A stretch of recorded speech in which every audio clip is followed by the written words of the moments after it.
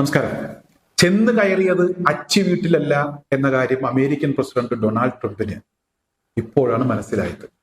ഇറാനെ അത്ര പെട്ടെന്ന് കീഴടക്കാൻ കഴിയില്ല. അങ്ങനെ അങ്ങ് പേടിപ്പിച്ചാൽ നിക്കറിൽ മുള്ളുന്ന ടീമല്ല ഇറാൻ.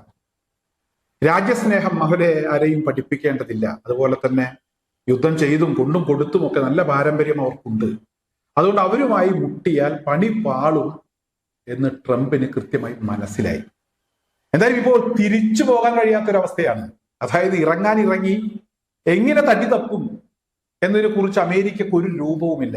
ചെന്ന് കയറിയത് അച്ചി വീട്ടിലേക്കല്ല എന്ന് ഞാൻ പറഞ്ഞു, പുലിമടയിലേക്കാണ്. അവിടുന്ന് കൃത്യമായി പണി ട്രംപിന് കിട്ടുമെന്നുള്ള ഒരു അവസ്ഥയിൽ ഇപ്പോൾ എത്തി നിൽക്കുകയാണ്.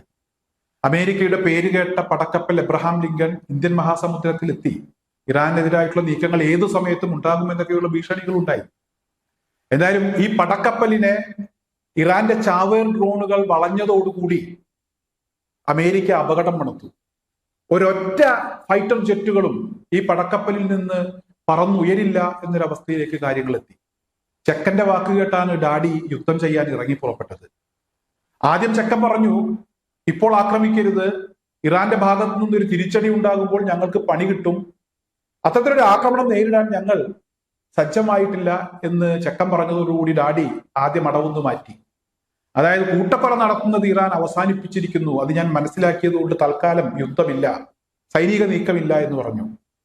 പിന്നീട് ചെക്കൻ തന്നെ പറഞ്ഞു, ഇപ്പോൾ നോക്കിക്കോളൂ, ഞങ്ങൾ റെഡിയാണെന്ന് പറഞ്ഞു. ഗൾഫ് രാജ്യങ്ങൾ ഒറ്റക്കെട്ടായി പറഞ്ഞു, ഞങ്ങളുടെ മണ്ണോ ഞങ്ങളുടെ വെള്ളമോ ഞങ്ങളുടെ ആകാശമോ ഇറാനെ ആക്രമിക്കുന്നതിന് വേണ്ടി ഉപയോഗിക്കാൻ പാടില്ല, ഒരിക്കലും ഞങ്ങൾ അത് അനുവദിക്കില്ല എന്ന് പറഞ്ഞു. പടക്കപ്പലുമായി ട്രംപ് ഇറങ്ങി ഇറാനെ ആക്രമിക്കുമെന്ന് തന്നെ പറഞ്ഞു. ഞാൻ പറഞ്ഞല്ലോ, ഇറാന്റെ ചാവേർ ഡ്രോണുകൾ ഈ പടക്കപ്പലിനെ വളഞ്ഞു. ഇറാന്റെ ഫത്താഹ് മിസൈലുകൾ, നമ്മളൊക്കെ 12 ദിവസം നീണ്ടുനിന്ന യുദ്ധത്തിലെ ദൃശ്യങ്ങളൊക്കെ കണ്ടിട്ടുണ്ട്. വളഞ്ഞും പുളഞ്ഞും പോകുന്ന ചില മിസൈലുകളുണ്ട്.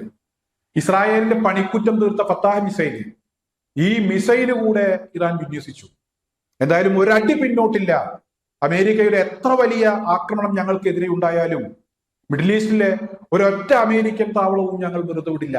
ഖത്തറിലെ ഇവിടെ അമേരിക്കൻ താവളത്തിന്റെ കൃത്യമായിട്ടുള്ള ചിത്രം, എവിടെയൊക്കെ ആക്രമണം നടത്തണം എന്നതിനെ കുറിച്ചുള്ള ചിത്രം പോലും ഇറാൻ ലഭിക്കുന്ന ഒരു സാഹചര്യം ഉണ്ടായി. അതുപോലെ തന്നെ ഇവിടെ അമേരിക്കയുടെ യുദ്ധവിമാനങ്ങൾ, ഈ യുദ്ധവിമാനങ്ങളെ നേരിടുന്നതിന് വേണ്ടിയുള്ള ജാമറുകൾ, സിഗ്നൽ ജാമറുകൾ, ഗതിയില്ലാതെ അലയുന്ന പ്രേതങ്ങളുടെ അവസ്ഥയിലേക്ക് വിമാനം പോകും. ഇതിനാവശ്യമായിട്ടുള്ള സഹായങ്ങൾ റഷ്യയും ചൈനയും ഒക്കെ കൊടുക്കാൻ ഇവിടെ രംഗത്തെത്തി. ചങ്കൂറ്റത്തോടുകൂടി വളരെ ഉശിരോടുകൂടി തന്നെ അമേരിക്കൻ ഭീഷണിയെ നേരിടാൻ ഞങ്ങൾ തയ്യാറാണ് എന്ന് പറഞ്ഞ് ഇറാൻ ഇങ്ങനെ നിവർന്നു നിന്നതോടുകൂടി, ചുരുക്കി പറഞ്ഞാൽ ആണൊരുത്തൻ ലെഞ്ച് വിരിച്ചു നിന്നു ആയത്തുള്ള അലി ഖമനായി. ഇതോടുകൂടി അമേരിക്ക തൽക്കാലം വച്ച കാലം പുറകോട്ട് വെച്ചു. പക്ഷെ രക്ഷപ്പെടാൻ കഴിയുന്നില്ല. എങ്ങനെ രക്ഷപ്പെടും? ലോകത്തിന് മുന്നിൽ അമേരിക്കയുടെ ഇപ്പോഴത്തെ ഒരു അവസ്ഥ, നാണം കെട്ടൊരവസ്ഥയിലേക്ക് അമേരിക്ക പോയിരിക്കുകയാണ്. ചൈനയുമായി നടന്ന തീരുവ യുദ്ധത്തിൽ അമേരിക്ക നാണം കെട്ടത് ലോകം കണ്ടതാണ്. എന്തായാലും ആരും കാര്യമായി എടുക്കാതിരുന്ന ഇറാൻ 12 ദിവസം നീണ്ടുനിന്ന യുദ്ധത്തിലാണ് കഴിവ് ലോകത്തിന് ബോധ്യപ്പെടുത്തി കൊടുത്തത്. എന്നാൽ അമേരിക്കക്ക് അന്ന് മുതലുണ്ട് ഇറാനെ ഒന്ന് തകർക്കണം, ഇസ്രായേലിനുമുണ്ട് ഇറാനെ അവസാനിപ്പിക്കണം എന്നുള്ളൊരു ആഗ്രഹം. ഈ ആഗ്രഹം ഇപ്പോൾ നടക്കാതെ പോകുന്ന ഒരവസ്ഥയിലെത്തിയിരിക്കുന്നു.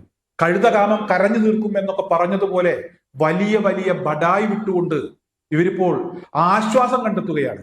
എന്തായാലും തൽക്കാലം അമേരിക്ക ഇറാനെ ആക്രമിക്കാനുള്ള ഉദ്ദേശമില്ല എന്ന് വ്യക്തമാക്കുന്ന ചില പ്രതികരണങ്ങൾ ഡൊണാൾഡ് ട്രംപിന്റെ ഭാഗത്തു നിന്ന് ഈ കഴിഞ്ഞ സമയങ്ങളിലൊക്കെ ഉണ്ടായിട്ടുണ്ട്. നയതന്ത്ര ഇടപെടലുകൾക്ക് തന്നെയാണ് ഞങ്ങൾ ഊന്നൽ നൽകുന്നത്, അല്ലാതെ ഇവിടെ ഇറാനെ ആക്രമിക്കുക എന്നുള്ളതല്ല ഞങ്ങളുടെ ലക്ഷ്യം. എന്നാൽ ആക്രമിക്കാനുള്ള പദ്ധതി പൂർണ്ണമായും ഉപേക്ഷിച്ചിട്ടില്ല എന്നൊക്കെയുള്ള ചില പ്രതികരണങ്ങൾ നമ്മുടെ പെട്രോളിന്റെ വില കൂടിയതുമായി ബന്ധപ്പെട്ട് അന്ന് കേന്ദ്രമന്ത്രിയായിരുന്ന വി മുരളീധരൻ നടത്തിയിട്ടുള്ള ഒരു പ്രതികരണമുണ്ടല്ലോ മാധ്യമങ്ങൾക്ക് മുന്നിൽ. അവിടെ വില കൂടിയപ്പോൾ ഇവിടെ വില കുറഞ്ഞു, ഇവിടെ വില കുറഞ്ഞപ്പോൾ അവിടെ കൂടിയതിന്റെ ഒരു അംശം ഇവിടെ കുറഞ്ഞു എന്നൊക്കെ പറയുന്ന രീതിയിലുള്ള ആ രീതിയിലുള്ള ചില പ്രതികരണങ്ങൾ. എന്തായാലും അമേരിക്കൻ പ്രസിഡന്റ് ഇപ്പോൾ അങ്ങനെ കിടന്ന് ഇരുട്ടിൽ തപ്പുന്ന ഒരവസ്ഥയിൽ എത്തിയിരിക്കുന്നു എന്നുള്ളതാണ് ഇവിടെ അമേരിക്ക ഇറാൻ സംഘർഷവുമായി ബന്ധപ്പെട്ട് ഇപ്പോൾ എനിക്ക് മനസ്സിലാക്കാൻ കഴിഞ്ഞ കാര്യം.